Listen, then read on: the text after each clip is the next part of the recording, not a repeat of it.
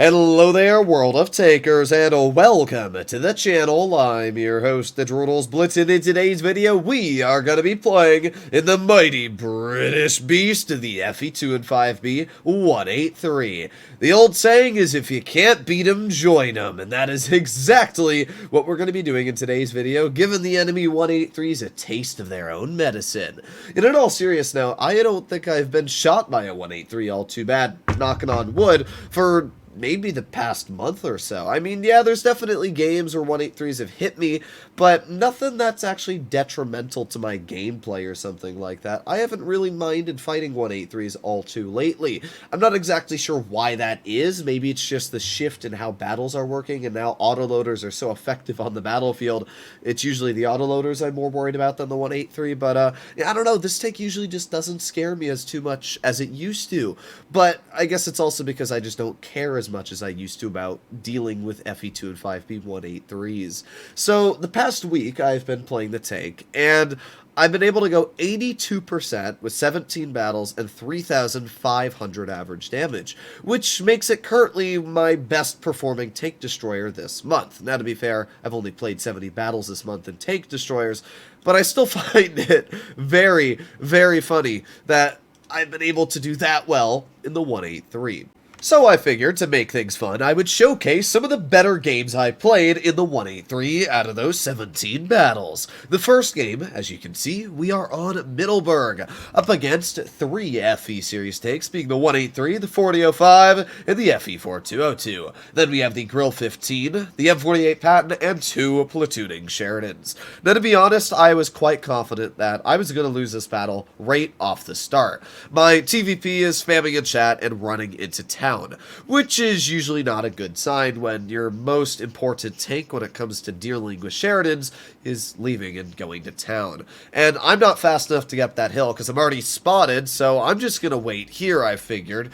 Yeah, this is not looking like a great start to this battle. The mediums on their side, if they push, which as we can see they are, have a pretty big advantage. But, ooh, the Grill 15 on their team makes a grave mistake. He drives over the hill and dies. Now, to be fair, he kind of deserved that, because why the heck would you ever drive over a hill that is completely exposed to everybody on the enemy team?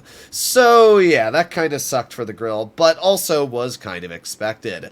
Now it's just me and an Object 268 holding off all of C, which is not going to be incredibly easy. We got the FE4202, which somehow spotted me. I was actually a little confused on what spotted me there for a second, but we got the 4202 in front, and 4202 pokes this turret. I'm like, okay, well, if he pokes it once, he'll poke it again. The M48 Patton shoots me, but I'm like, you know what, nah, I'm going to wait, and bonk! 1,224 damage into the FE4202, and with that, we've dealt 2,304 damage already, and the 268 finishes off the 4202, which is even more glorious. I think after that, 4202 was hit by me. He was so stunned that he didn't even react to the 268 pulling over the ridge. So, I get an AP shell into the 183 for 1,023, but unfortunately, he snaps the shell right back into me, which was a little irritating, but at least I still have 600 health left, meaning I'm not a one-shot for anybody but that 183. So, we're up to 3,326 damage dealt. Okay, not too bad. I felt like that 183 is still over here, but it doesn't look like he is. But you know what? Bonk! Nice 786 tap into the M48 Patton. So now we're up to 4,000 damage. Unfortunately, my shell low-rolled that Patton by quite a bit, but you know what? I can't complain. We're up to 4K, and we have single-handedly won medium side with an Object 268. But, I mean, we have just absolutely bedonked the enemy. What really surprised me this battle was the fact that the Sheridans on the enemy team, even though they are very solid players, didn't continue pushing on medium side. Maybe they thought that their mediums had it in the bag and they'd kill me in the 268, but the number one rule of thumb that I always say, you can't ever trust your teammates. Their 183 drives out into the open, and I kind of figured somebody would make the mistake to go down to the base caps at A and B, which they did. So because of that, we have now killed the 183 and dealt 4,997 damage, but oh boy, we got one tank left. Oh, 888 damage into the patent, finishing this first battle off with a supremacy win and dealing 5,885 damage and having the TVP on our team spamming in chat throughout the entire of the battle. But you know what? I can't complain. We absolutely carried that into a victory. I don't know how we won that. I really thought that we were going to absolutely lose on medium side. But we did it. We basically just sweep the enemy from underneath their carpet and crapped on them with the 183. But that's kind of what the 183 is good at. Not every game is going to go like that. But when the 183 does well, it does really, really well. So here we are on a second battle. Now, that first game I showcased was by far the highest damage game I played in the tank. This was the second highest, but this is also another clutch battle that I was not expecting to win, but we were able to come out with a victory, and you'll see how. A very, very weird circumstance. Alright, so we got an AMX 50B, an Object 907, a 210E4, E75, two 54s, and a Waffenträger Panzer IV. The thing though about the 183 that I do like is that I get to punish players for making the YOLOs that I normally get punished by. For example, if I'm driving a Concept 1B Haul Down, I can't tell you how many times I'll be driving Haul Down and then some 50B or some 57 Heavy will just YOLO out in the open and clip me for like 1,500 and nobody punishes the player.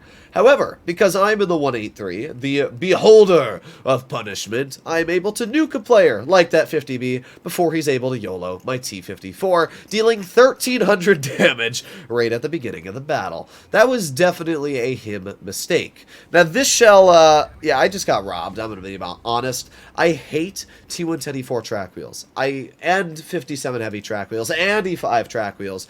All the American heavies and tank destroyers have the trollest tracks where you think you're going to pen, it looks like a beautiful shell, and then the game says, nah, that's cute. You're not penetrating your opponent. So, unfortunate for me. We've got the E75 crossing, and oh boy. If you didn't learn from watching your 50B get nuked in the crossing, you're going to learn by losing over half of your health by me in the 183. Two shells, 2,600 damage dealt. It's insane when you think about it how much damage the 183 can do. Now, at this point, our team is not doing amazing, even though we have so many tanks on that little corner at C.